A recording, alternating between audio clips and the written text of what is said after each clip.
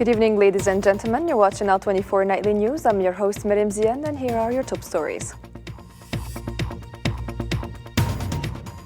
In the last 24 hours, the Israeli occupier committed 16 massacres in the Gaza Strip, killing 123 and wounding nearly 170.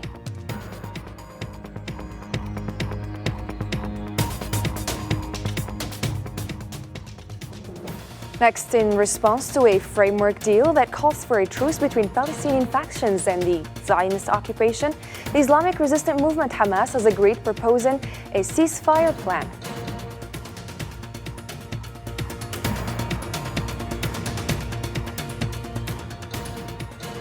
And Mr. Abdelmajid Tebboune, the President of the Republic, will now serve as the chair of the Forum of Heads of State and Governments of the African Peer Review Mechanism.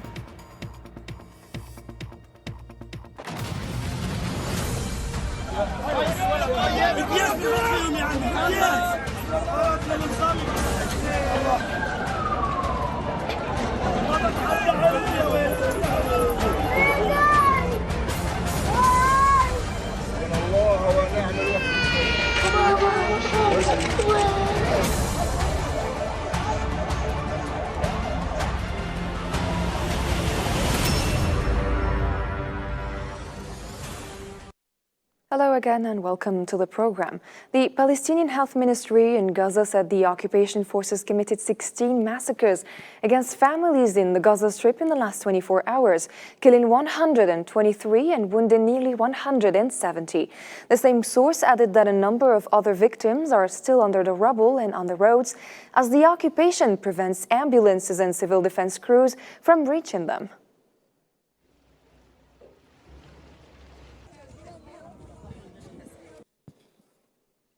And in the same context, the spokesman of the Palestinian Health Ministry in Gaza announced that 1,000 or 11,000 wounded people and sick people urgently need to leave Gaza for medical reasons in order to save their lives.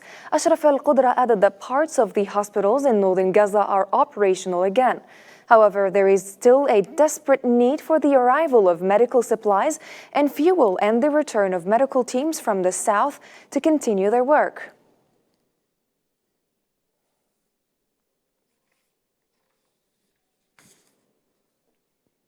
The Secretary General of the United Nations, Antonio Guterres, expressed deep concern about reports indicating that the occupation army plans to focus on Rafah, a city in southern Gaza Strip crowded with displaced Palestinians, in the next phase of its attack on the region. Guterres warned that any ground attack on Rafah could lead to unprecedented regional repercussions. This comes as the situation in Gaza remains dire, with the international community closely monitoring developments. And I'm especially alarmed by reports that the Israeli military intends to focus next on Rafah, where hundreds of thousands of Palestinians have been squeezed in a desperate search for safety. Such an action would exponentially increase what is already a humanitarian nightmare with untold regional consequences. The UN Aid Coordination Office, OCHA, said on Tuesday that any move by the Zionist occupation to extend its full-scale invasion of Gaza into the massively overcrowded southern city of Rafah could lead to war crimes which must be prevented at all costs. OCHA spokesperson said that under international humanitarian law, indiscriminate bombing of densely populated areas may amount to war crimes. This comes as the United Nations Aid Coordination Office reported an increase in strikes in Rafah on Sunday and Monday.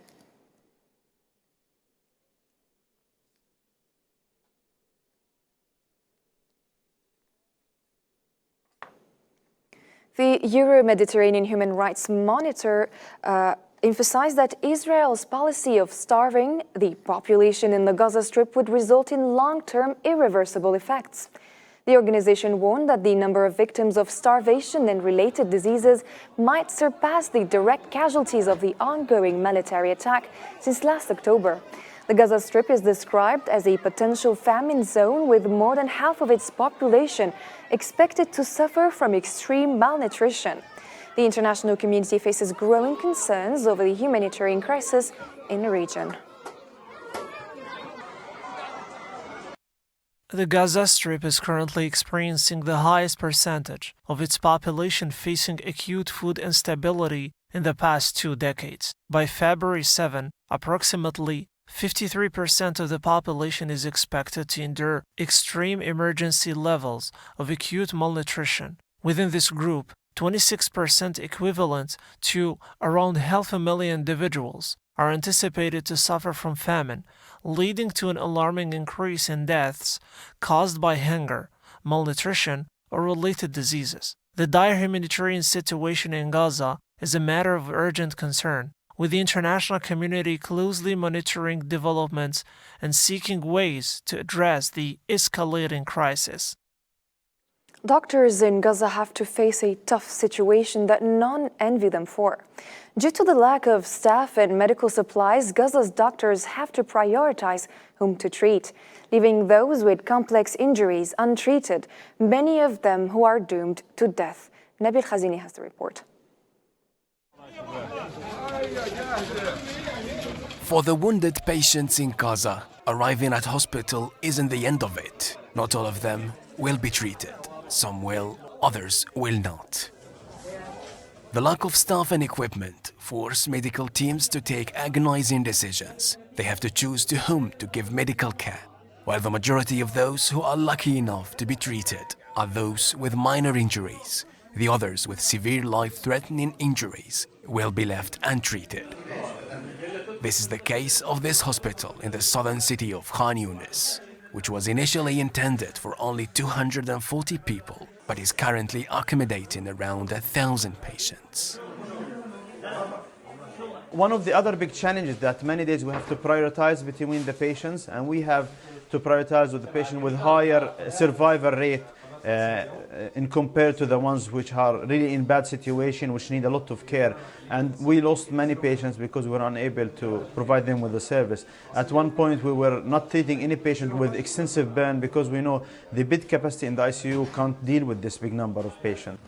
Most of the hospitals in the Gaza Strip stopped operating, and some were subjected to direct bombardment or raids. Those medical facilities surviving the occupation shelling and those which are still operating are under increasing pressure.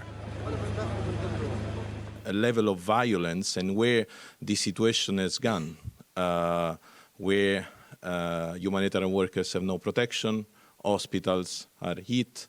The last update that I got from Palestine Red Crescent colleagues yesterday is that 8,000 internally displaced people who sought refuge in our Palestine Red Crescent hospital in Khan Yunis called Al-Amal left the hospital yesterday.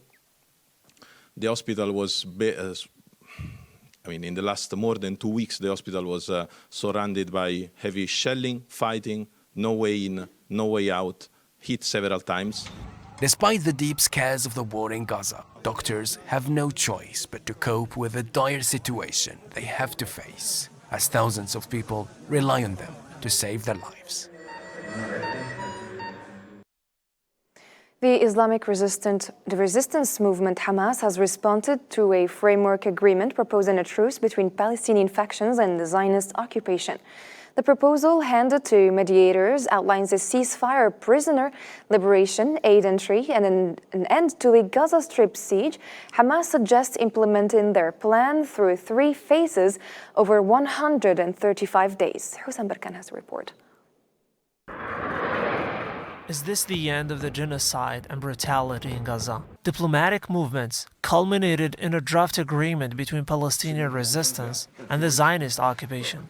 Hamas responded with 10 demands, including ending the war, withdrawing occupation forces, lifting the siege, allowing humanitarian aid, and facilitating reconstruction. The demands are to be met in 3 stages, spanning 135 days. In detail, the first phase seeks to temporarily halt military operations, remove Zionist forces from populated areas in Gaza, and exchange Zionist detainees from the liberation of Palestinians, including women, children, the elderly, and the sick. 500 trucks daily would bring humanitarian aid, crossings open, displaced residents return home, and temporary shelters for those whose homes were destroyed.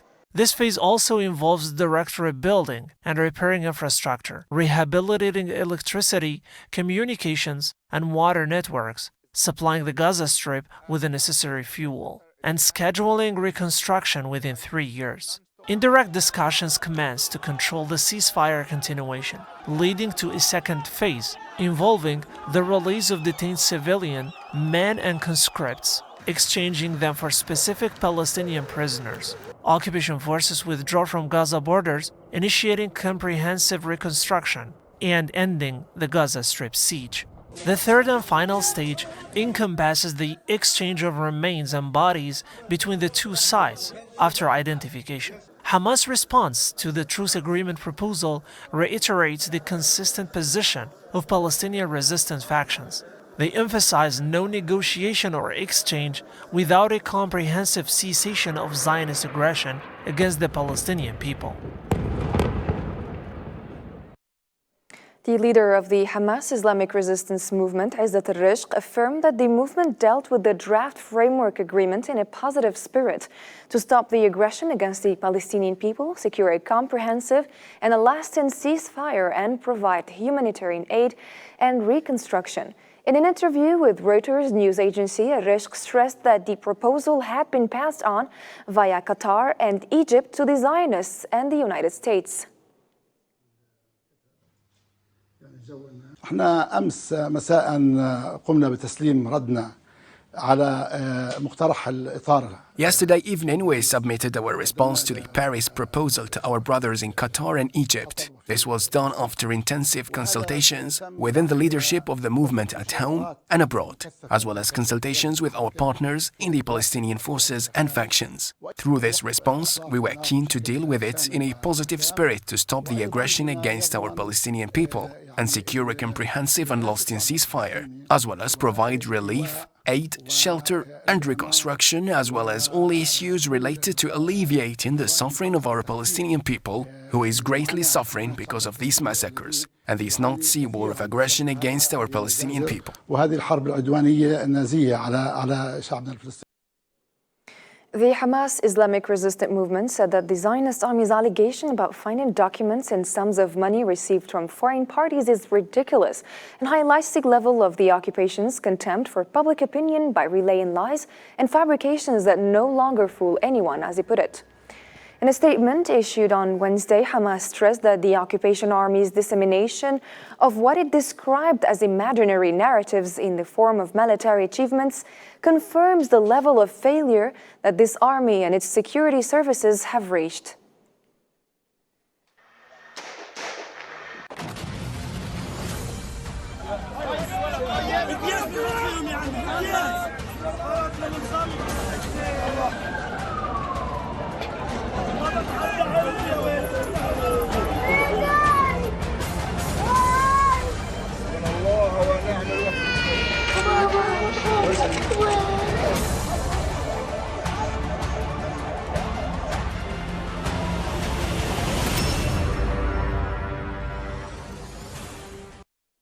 To different matters now, the President of the Republic, Mr. Abdelmajid Tebboune, assumes as from now the presidency of the Forum of Heads of State and Government of the African Peer Review Mechanism, according to a press release issued by the Presidency of the Republic. The same source emphasized that President Tebboune succeeds the President of the Republic of Sierra Leone, Mr. Julius Maada Bio, who was the former president of the Forum. لمواصلة هذا السياق قاري أود أن أتقدم بتوجيه تشكراتي الحارة لأخي وصديقي الرئيس جوليوس مادا بيو رئيس جمهورية سيارا ليون على قيادة الآلية إفريقيا للتقييم من قبل النظراء خلال العامين المنصرمين 2022 إلى فبراير 2024. توليتم قيادة آلية الهاتف بتميز كبير. أنتم اليوم تسلمون لي مشعلها وأنا كل فخر واعتزاز لمواصلة هذه المهمة النبيلة والحساسة في سياق قاري إفريقي مليء بتحديات جمة تتعلق أساساً بالتنمية والأمن والاستقرار والحكم الراشد والتغييرات غير الدستورية لأنظمة الحكم. The Algerian president stressed that the African peer review mechanism will remain unique with regard to the work of regional organizations, especially since it represents a large space for dialogue and exchange of visions and a safe space for providing advice and support to find solutions to the internal and regional challenges. Here's the Algerian president. ستبقى آليتنا هاته فريدة من نوعها بالنسبة لعمل المنظمات الإقليمية من منطلق أنها تمثل بالنسبة لنا فضاءً رحباً للحوار وتبادل الرؤى والأفكار والتحاليل ومساحة آمنة نستطيع من خلالها أن نستعين ببعضنا البعض لتقديم المشورة والتأييد والدعم لإيجاد الحلول للتحديات التي تواجهنا دولاً وأقاليم وقارة. President Tebboune also stressed that Algeria, along with its peers, will strive during its assumption of the rotating presidency with the highest sense of responsibility, abnegation, and commitment, so that the African peer review mechanism could contribute effectively to the African continental action. ستسعى الجزائر مع أقرانها خلال توليها الرئاسة الدورية بأقصى قدر من روح المسؤولية والتضحية والالتزام حتى تتمكن الآلية الإفريقية للتقييم من قبل النظراء من المساهمة بشكل فعال في العمل القاري الإفريقي الذي بدأه الآباء المؤسسون لمنظمة الوحدة الإفريقية الاتحاد الإفريقي حالياً من أجل تحقيق السلم والسلام والاستقرار والازدهار واستكمال مسار إنهاء الاستعمار في ربوع قارتنا الإفريقية الغالية. Meanwhile, the head of state expressed his commitment to pursuing all renewal processes likely to pave the way for positive transformation of the African mechanisms to achieve unity, self-determination, freedom, progress, and collective prosperity across the African continent. أتطلع كذلك في إطار عملنا الجماعي إلى متابعة كل عمليات التجديد التي من شأنها تحفيز التحول الإيجابي لآليتنا في جميع أنحاء القارة لنجعل منها وسيلة لتعزيز الوحدة وتقرير المصير والحرية والتقدم والرخاء الجماعي لكل بنات وأبناء إفريقيا. As a non-permanent member of the United Nations Security Council, Algeria joined the United Nations Peacebuilding Commission for a one-year term. According to the Algerian news agency, Algeria was chosen to represent the African continent, given that the 3 African members of the UN Security Council have 1 seat in this important advisory body. During the first public meeting of this body, the Algerian delegation expressed its commitment to constructively pursue the work of the Peacebuilding Commission. The Algerian delegation also presented Algeria's main priorities during its term, including improving the committee's working methods and strengthening the UN-African Union Partnership for Peacebuilding.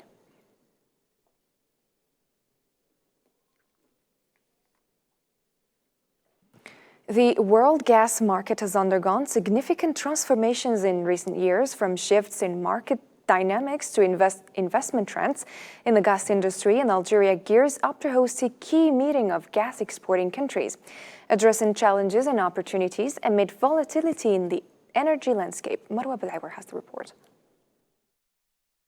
The global energy scene is set for a pivotal moment as Algeria, an essential member of the Gas Exporting Countries Forum, gears up to host the 7th summit in March 2024. Preparatory works of the summit has already started in Algiers, as the country is intensifying efforts to host this landmark event that is taking place at a time when global energy policies are being reshaped to align with evolving market realities, making the Algiers Summit a momentous occasion for drawing the future of energy trade. وفي هذه المناسبة On this occasion, and on behalf of the GECF, I want to extend our deepest gratitude and thanks to Algeria, a distinguished founding member of our forum, for graciously hosting the 7th Summit under the leadership of President Abdelmajid Tebboune. I also want to extend our deepest gratitude to everyone who was part of the meticulous planning and preparation of this summit.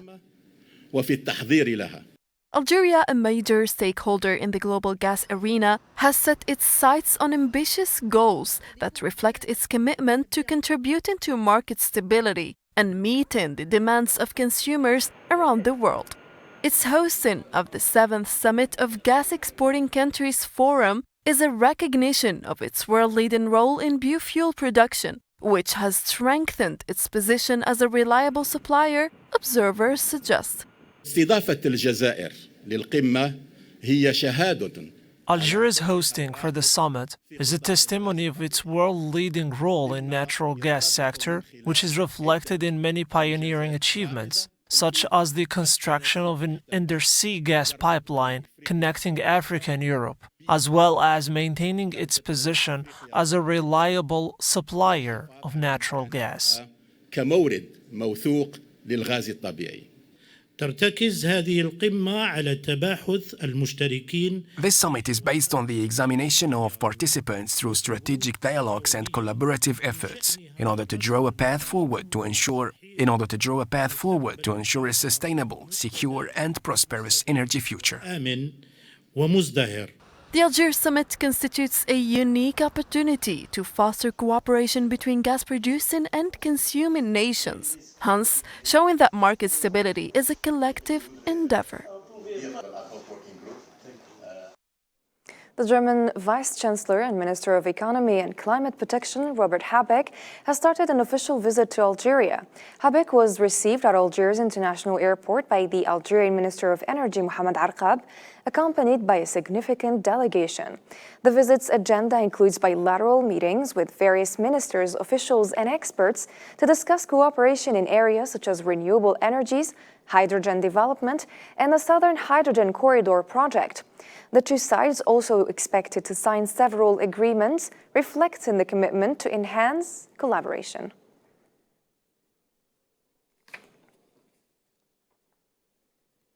The Chief of Staff of the People's National Army, Said Shingriha, continued his official visit to the Kingdom of Saudi Arabia. During his visit, Shingriha toured the advanced electronics company SAMI, exploring its workshops and learning about its products in communications, energy, information and cybersecurity systems.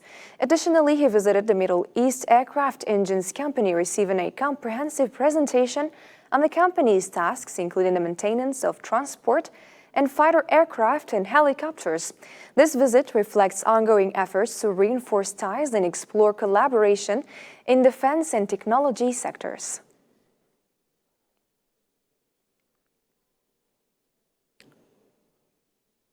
The Libyan Presidential Council stressed the role of civil society in promoting peace and stability and achieving national reconciliation in the country.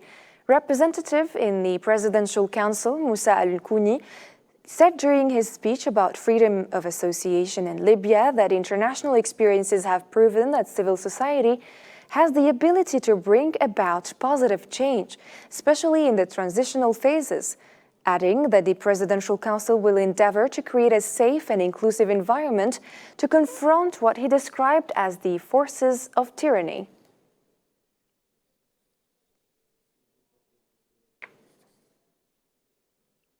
The United Nations made a plea for a $4.1 billion to meet the humanitarian needs of civilians trapped in the war in Sudan, as well as those who have fled to neighboring countries.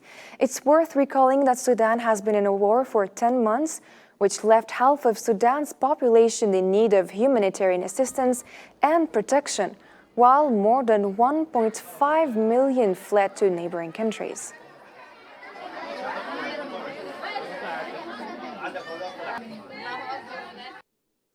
Senior Commander Abu Bakir al-Saadi of Kataib Hezbollah died in a U.S. drone strike on a vehicle in eastern Baghdad after sounds of at least 2 loud blasts were heard in Iraq's capital on Wednesday night, according to Reuters news agency.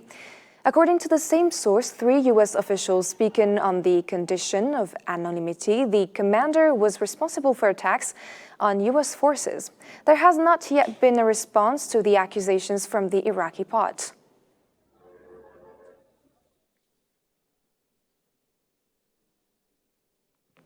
That's it for tonight's program. Thank you for tuning in and have a good night.